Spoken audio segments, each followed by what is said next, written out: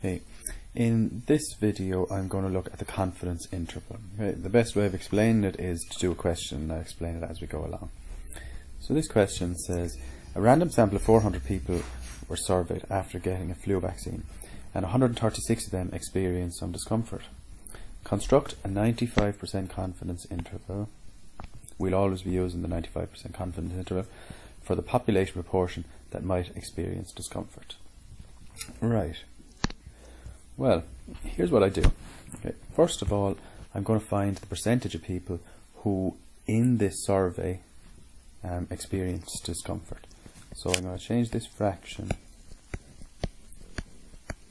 into a percentage, and I get 0.34, which equals 34%. You can leave it as decimals, but I prefer to use percentages. Right. So based on my study of 400 people that I sampled, 34% of them experienced discomfort. Now, would it be fair to say then that the overall population, okay, or another way of saying overall population is the population proportion, would experience 34% discomfort? Let's go back on that again. I took my sample proportion, okay, which is my 400 people, and my 136 of them experienced discomfort. So there's my sample proportion. 34% experienced discomfort. Is it fair to say that the overall population, or the population proportion, that 34 of them will experience discomfort if, let's say, the whole population gets this vaccine? Well, here's what I do. I first look at my margin of error. The margin of error is how much I might be wrong, right?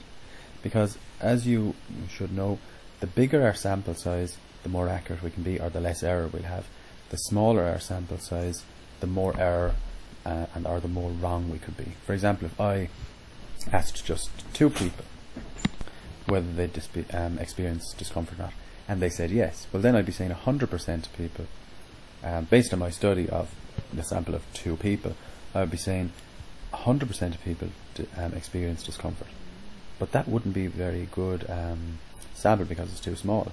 Okay, so I'd have a massive margin of error there.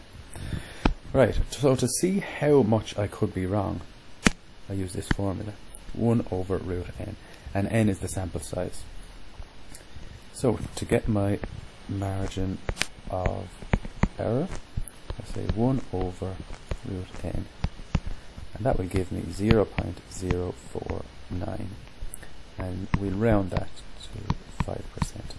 So I could be wrong here by 5%, right? So here's what I do then. I say the real population is between my 34% that I got minus my margin of error, the bit I could be wrong, and also up this side my 34% plus my margin of error, the bit I could be wrong. So that will give me 29%. Here's my real population, 39%. So what I can say there is I'm 95% confident that the real population, with regards to the real population, that between 29 and 39% of those will feel discomfort. Okay, so that's it really. Okay, thanks.